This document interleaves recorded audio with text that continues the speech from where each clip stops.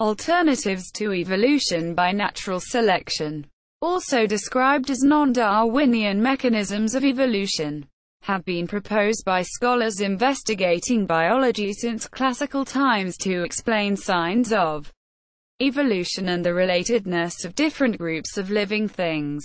The alternatives in question do not encompass religious points of view such as young or old Earth, creationism or intelligent design, but are limited to explanations proposed by biologists, though one was confusingly named Theistic Evolution by Asa Gray, where the fact of evolutionary change was accepted but the mechanism proposed by Charles Darwin, natural selection, was denied. Explanations of evolution such as Lamarckism, catastrophism, orthogenesis, vitalism, structuralism and mutationism, called saltationism before 1900, were entertained. Different factors motivated people to propose non-Darwinian mechanisms of evolution. Natural selection, with its emphasis on death and competition, did not appeal to some naturalists because they felt it immoral, leaving little room for teleology at the concept of progress in the development of life. Some who came to accept evolution, but disliked natural selection, raised religious objections. Others felt that evolution was an inherently progressive process that natural selection alone was insufficient to explain. Still others felt that nature, including the development of life, followed orderly patterns that natural selection could not explain. By the start of the 20th century, evolution was generally accepted by biologists, but natural selection was in eclipse. Many alternative theories were proposed, but biologists were quick to discount theories such as orthogenesis, vitalism and Lamarckism, which offered no mechanism for evolution. Mutationism did propose a mechanism, but it was not generally accepted. The modern synthesis a generation later claimed to sweep away all the alternatives to Darwinian evolution. Though some have been revived as molecular mechanisms for them have been discovered. Unchanging forms. Aristotle did not embrace either divine creation or evolution, instead arguing in his biology that each species, eidos, was immutable, breeding true to its ideal eternal form, not the same as Plato's theory of forms. Aristotle's suggestion in De Generatione Animalium of a fixed hierarchy in nature, a scala naturae, ladder of nature, provided an early explanation of the continuity of living things. Aristotle saw that animals were teleological, functionally end-directed, and had parts that were homologous with those of other animals. But he did not connect these ideas into a concept of evolutionary progress. In the Middle Ages, scholasticism developed Aristotle's view into the idea of a great chain of being. The image of a ladder inherently suggests the possibility of climbing, but both the ancient Greeks and medieval scholastics such as Ramon Lull maintained that each species remained fixed from the moment of its creation. By 1818, however, Etienne Geoffroy Saint-Hilaire argued in his Philosophie anatomique that the chain was a progressive series, where animals like mollusks low on the chain could rise, by addition of parts, from the simplicity of the first formations to the complication of the creatures at the head of the scale, given sufficient time. Accordingly, Geoffroy and later biologists looked for explanations of such evolutionary change. Georges Cuvier's 1812 Recherches sur les ossements fossiles set out his doctrine of the correlation of parts, namely that since an organism was a whole system, all its parts mutually corresponded, contributing to the function of the whole. So, from a single bone the zoologist could often tell what class or even genus the animal belonged to. And if an animal had teeth adapted for cutting meat, the zoologist could be sure without even looking that its sense organs would be those of a predator and its intestines those of a carnivore. A species had an irreducible functional complexity, and none of its parts can change without the others changing too. Evolutionists expected one part to change at a time, one change to follow another. In Cuvier's view, evolution was impossible, as any one change would unbalance the whole delicate system. Louis Agassiz's 1856 essay on classification exemplified German philosophical idealism. This held that each species was complex within itself, had complex relationships to other organisms, and fitted precisely into its environment, as a pine tree in a forest, and could not survive outside those circles. The argument from such ideal forms oppose evolution without offering an actual alternative mechanism. Richard Owen held a similar view in Britain. The Lamarckian social philosopher and evolutionist Herbert Spencer, ironically the author of the phrase, survival of the fittest, adopted by Darwin, used an argument like Cuvier's to oppose natural selection. In 1893, he stated that a change in any one structure of the body would require all the other parts to adapt to fit in with the new arrangement.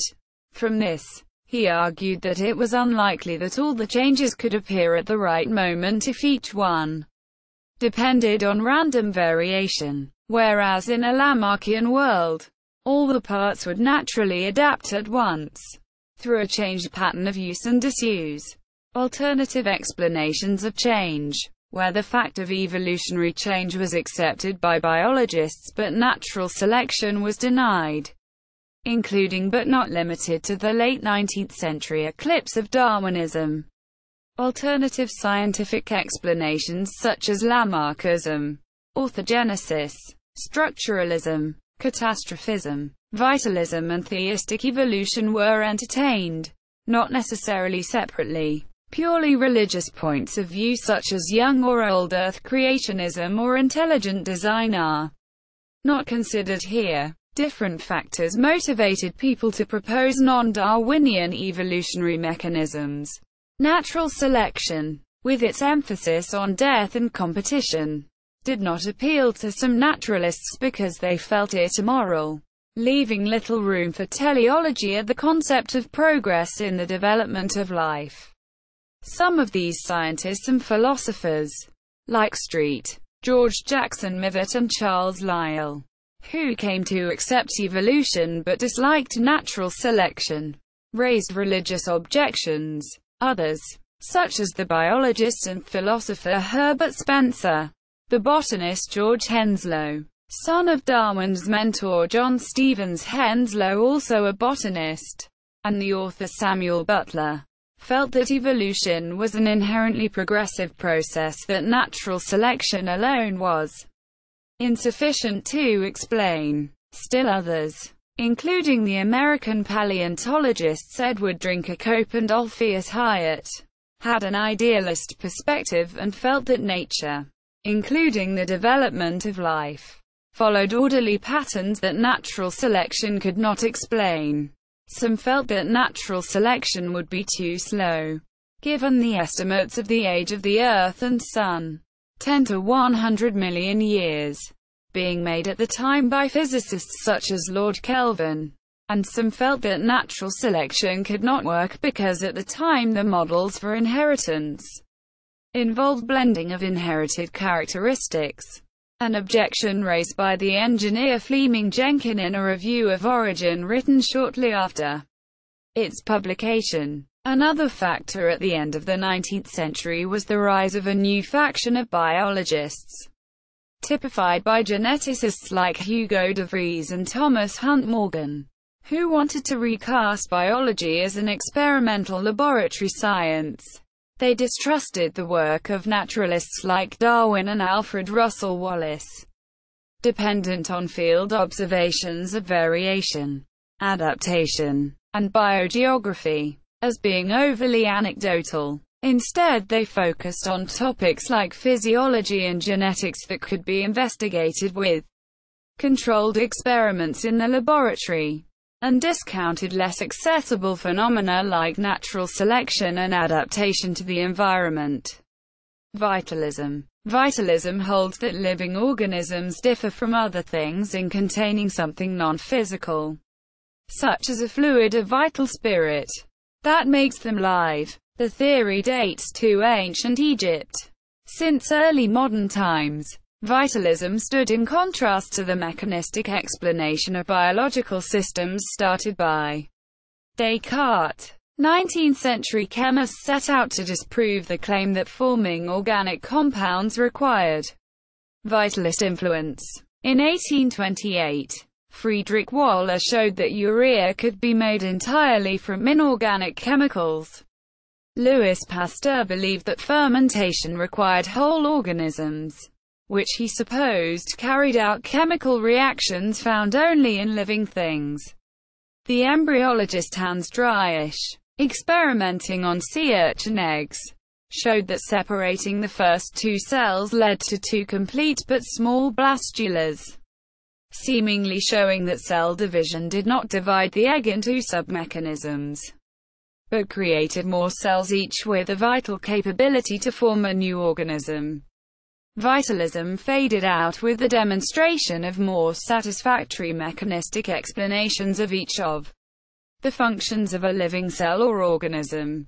By 1931, biologists had almost unanimously abandoned vitalism as an acknowledged belief.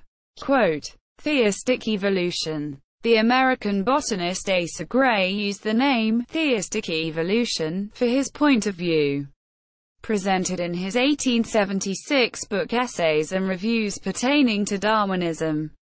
He argued that the deity supplies beneficial mutations to guide evolution.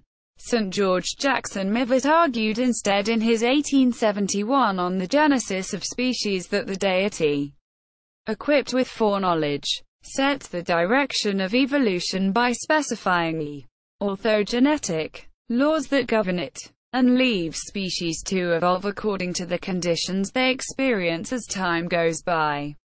The Duke of Argyll set out similar views in his 1867 book The Reign of Law. According to the historian Edward Larson, the theory failed as an explanation in the minds of late 19th century biologists as it broke the rules of methodological naturalism which they had grown to expect. Accordingly, by around 1900, biologists no longer saw theistic evolution as a valid theory. In Larson's view, by then it did not even merit a nod among scientists. Biologists might argue about mechanisms, but they were in no doubt that a mechanistic explanation was needed.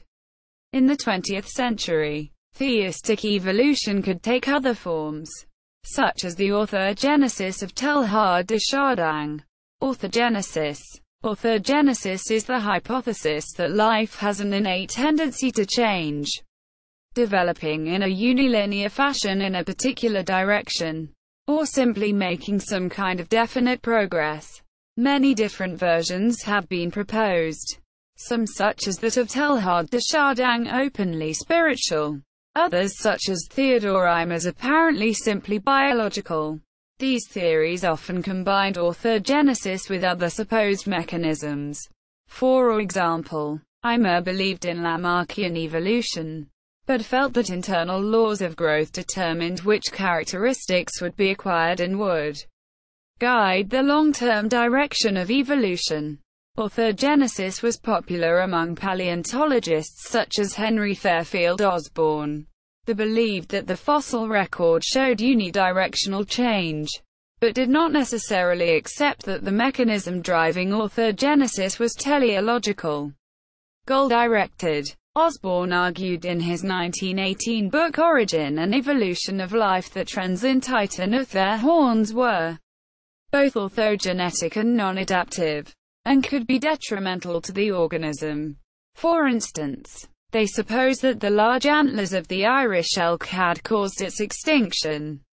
Support for orthogenesis fell during the modern synthesis in the 1940s when it became apparent that It could not explain the complex branching patterns of evolution revealed by statistical analysis of the fossil record. Work in the 21st century has supported the mechanism and existence of mutation-biased adaptation, a form of mutationism, meaning that constrained orthogenesis is now seen as possible. Moreover, the self-organizing processes involved in certain aspects of embryonic development often exhibit stereotypical morphological outcomes, suggesting that evolution will proceed in preferred directions once key molecular components are in place. Lamarckism. Jean-Baptiste Lamarck's 1809 evolutionary theory, transmutation of species, was based on a progressive, orthogenetic drive toward greater complexity. Lamarck shared the belief, common at the time, that characteristics acquired during an organism's life could be inherited by the next generation, producing adaptation to the environment.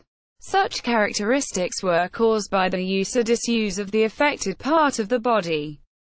This component of Lamarck's theory became known, much later, as Lamarckism. Darwin included effects of the increased use and disuse of parts, as controlled by natural selection in On the Origin of Species, giving examples such as large ground-feeding birds getting stronger legs through exercise, and weaker wings from not flying until, like the ostrich, they could not fly at all. In the late 19th century, Neo-Lamarckism was supported by the German biologist Ernst Haeckel, the American paleontologists Edward Drinker Cope and Alpheus Hyatt, and the American entomologist Alpheus Packard. Butler and Cope believed that this allowed organisms to effectively drive their own evolution. Packard argued that the loss of vision in the blind cave insects he studied was best explained through a Lamarckian process of atrophy through disuse combined with inheritance of acquired characteristics. Meanwhile, the English botanist George Henslow studied how environmental stress affected the development of plants, and he wrote that the variations induced by such environmental factors could largely explain evolution. He did not see the need to demonstrate that such variations could actually be inherited.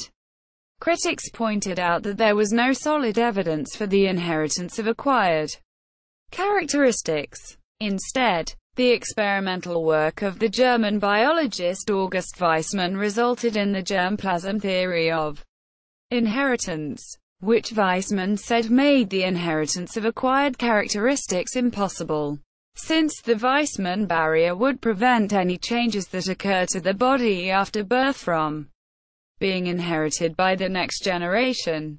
In modern epigenetics, biologists observe that phenotypes depend on heritable changes to gene expression that do not involve changes to the DNA sequence. These changes can cross generations in plants, animals, and prokaryotes.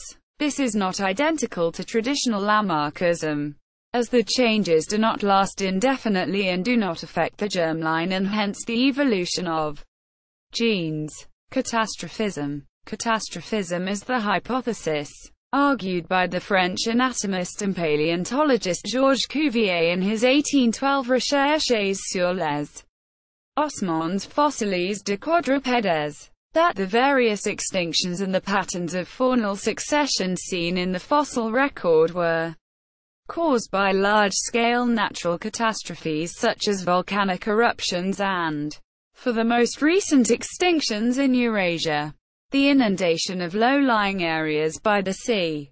This was explained purely by natural events.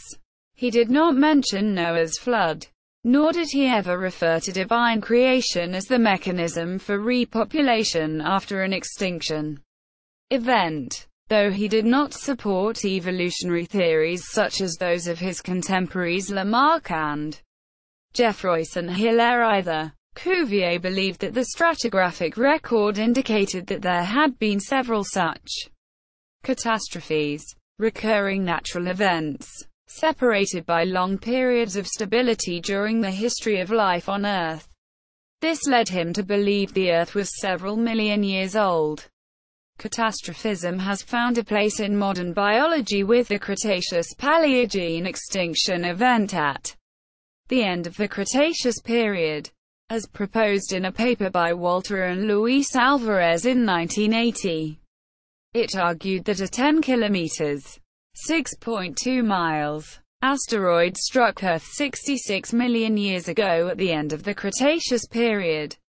The event, whatever it was, made about 70% of all species extinct, including the dinosaurs, leaving behind the Cretaceous-Paleogene boundary.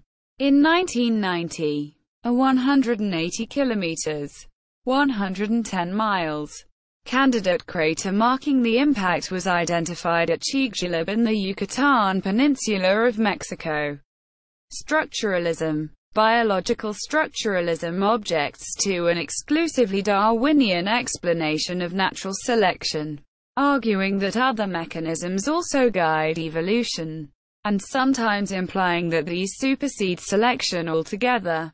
Structuralists have proposed different mechanisms that might have guided the formation of body plans. Before Darwin, Etienne Geoffroy and Hilaire argued that animals shared homologous parts, and that if one was enlarged, the others would be reduced in compensation.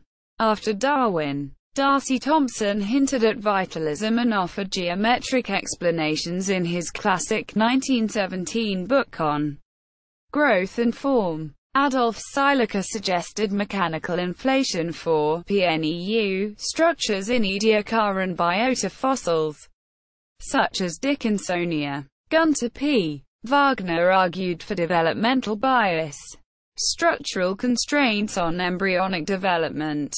Stuart Kaufman favored self-organization, the idea that complex structure emerges holistically and spontaneously from the dynamic interaction of all parts of an organism. Michael Denton argued for laws of form by which Platonic universals or types are self-organized. In 1979, Stephen J. Gould and Richard Lewontin proposed biological spandrels, features created as a byproduct of the adaptation of nearby structures. Gerd Müller and Stuart Newman argued that the appearance in the fossil record of most of the current phyla in the Cambrian explosion was pre-Mendelian evolution caused by physical factors. Brian Goodwin, described by Wagner as part of a fringe movement in evolutionary biology, denied that biological complexity can be reduced to natural selection, and argued that pattern formation is driven by morphogenetic fields.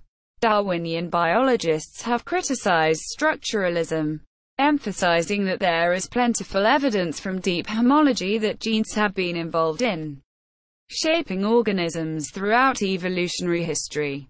They accept that some structures such as the cell membrane self-assemble, but question the ability of self-organization to drive large-scale evolution. Saltationism. Mutationism. Saltationism held that new species arise as a result of large mutations.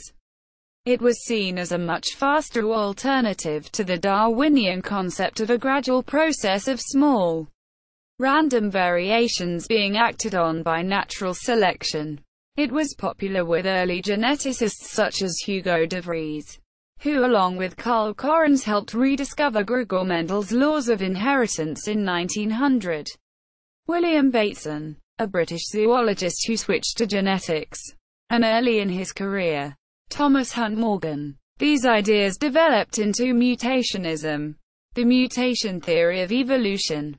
This held that species went through periods of rapid mutation, possibly as a result of environmental stress, that could produce multiple mutations, and in some cases completely new species, in a single generation. Based on de Vries's experiments with the evening primrose, Oenothera, from 1886, the primroses seem to be constantly producing new varieties with striking variations in form and color. some of which appear to be new species because plants of the new generation could only be crossed with one another, not with their parents.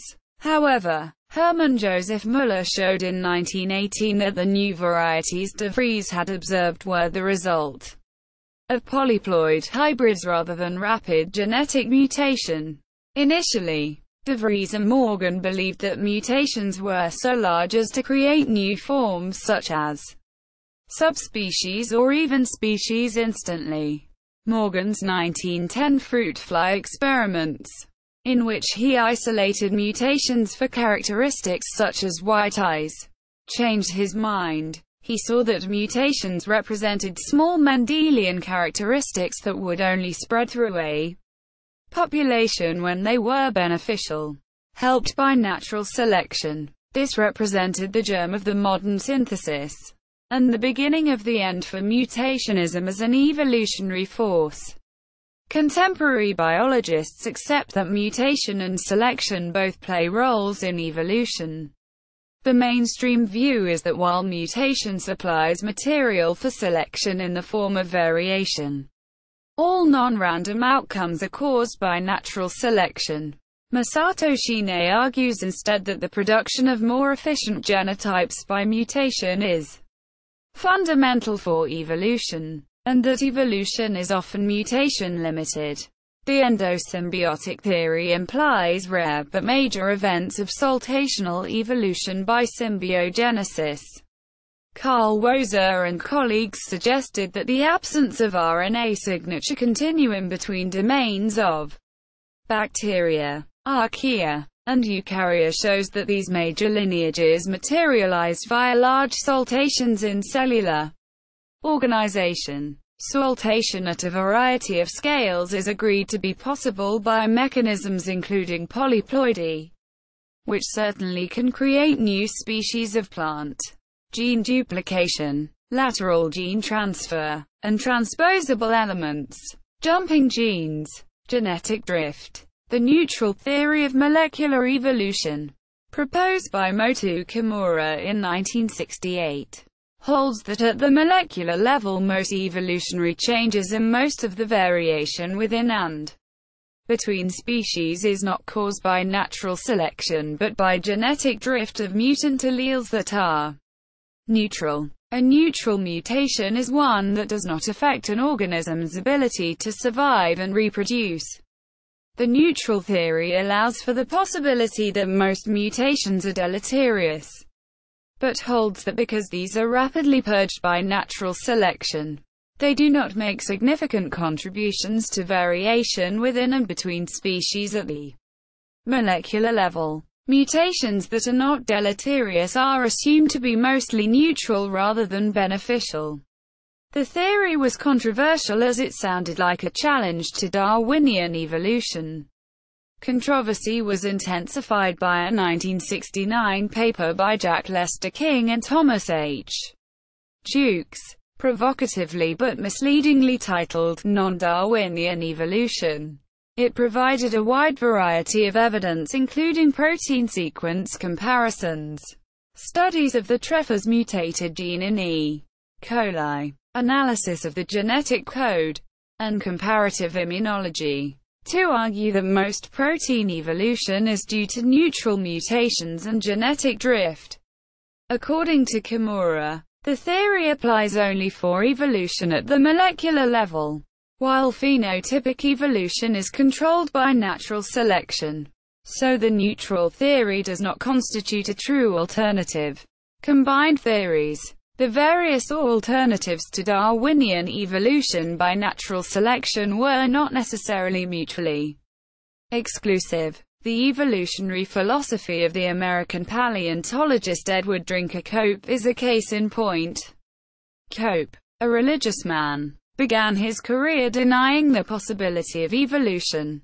In the 1860s, he accepted that evolution could occur, but, influenced by Agassiz, rejected natural selection. Cope accepted instead the theory of recapitulation of evolutionary history during the growth of the embryo, that ontogeny recapitulates phylogeny. which Agassiz believed showed a divine plan leading straight up to man, in a pattern revealed both in embryology and paleontology. Cope did not go so far, seeing that evolution created a branching tree of forms, as Darwin had suggested. Each evolutionary step was, however, non-random. The direction was determined in advance and had a regular pattern, orthogenesis, and steps were not adaptive but part of a divine plan.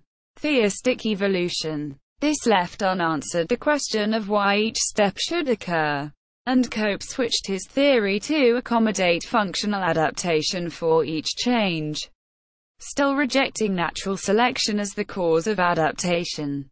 Cope turned to Lamarckism to provide the force guiding evolution.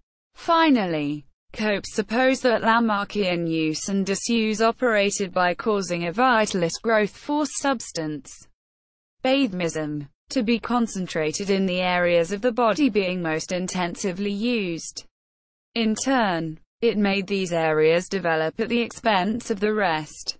Cope's complex set of beliefs thus assembled 5 evolutionary philosophies: recapitulationism, orthogenesis, theistic evolution, Lamarckism, and vitalism. Other paleontologists and field naturalists continued to hold beliefs combining orthogenesis and Lamarckism until the modern synthesis in the 1930s.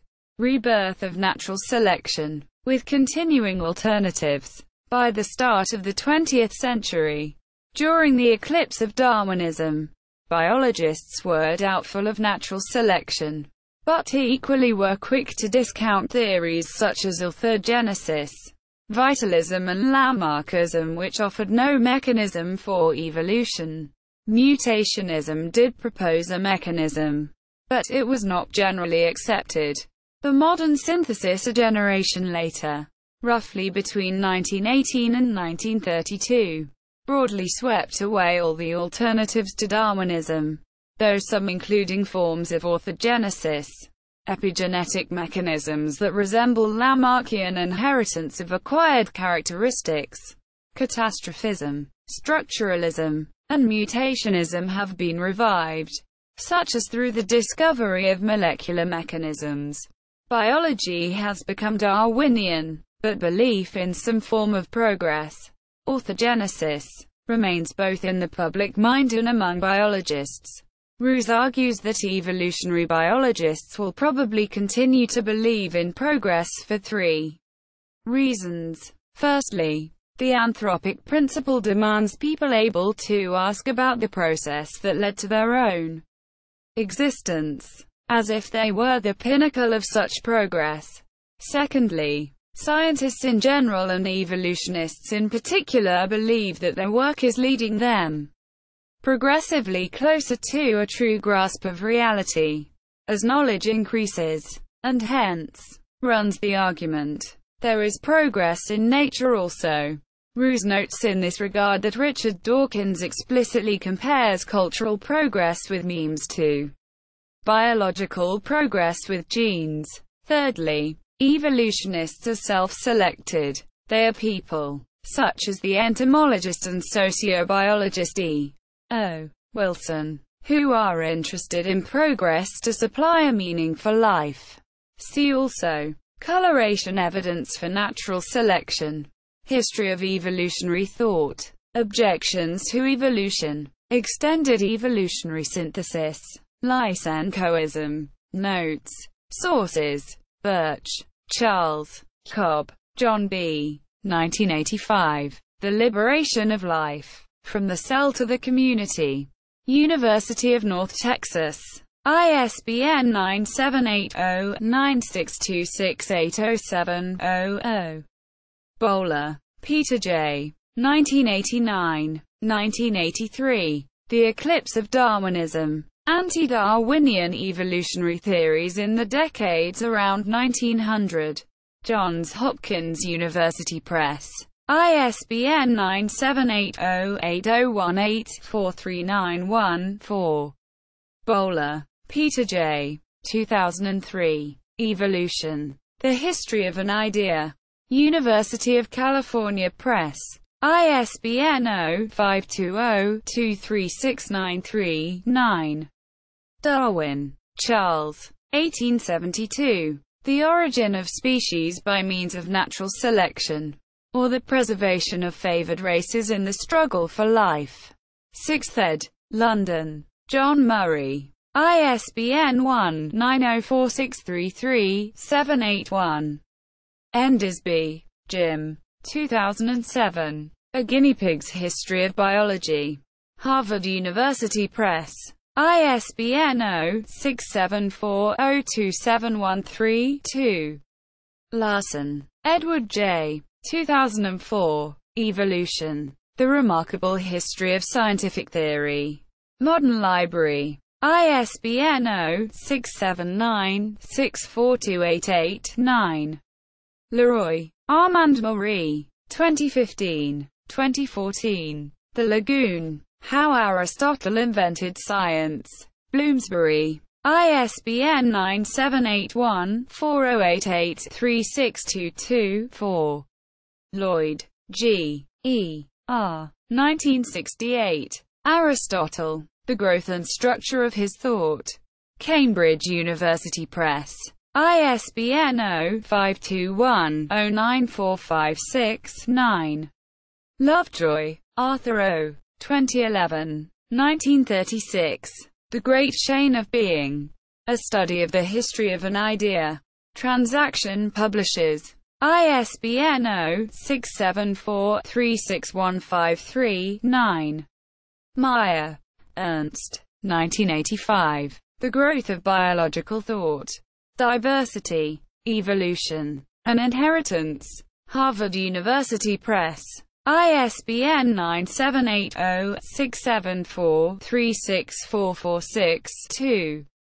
McGowan, Christopher. 2001. The Dragon Seekers. Cambridge, Massachusetts. Perseus Publishing. ISBN 0-7382-0282-7. Quamine, David. 2006. The Reluctant Mr. Darwin. Atlas Books. ISBN 0-393-05981-2. Rudwick, Martin J. S. 1972. The Meaning of Fossils. Chicago, Illinois. University of Chicago Press. ISBN 0-226-73103-0. Roos, Michael. 1996. Monad to Man. The Concept of Progress in Evolutionary Biology. Harvard University Press. ISBN 978-0-674-03248-4. Roos, Michael. 2013. 17. From Organicism to Mechanism and Halfway Back. Quote. In Henning, Brian G. Scarf, Adam. Beyond Mechanism. Putting Life Back into Biology. Lexington Books. p. 419. ISBN 9780739174371. Seilecker, Adolf. 1991. Self-Organizing Mechanisms in Morphogenesis and Evolution. In Schmidt-Kittler, Norbert. Vogel, Klaus. Constructional Morphology and Evolution. Constructional Morphology and Evolution. Springer. pp. 251-271. DOI. 10.1707978 3-642-76156-0_17. ISBN 978-3-642-76158-4.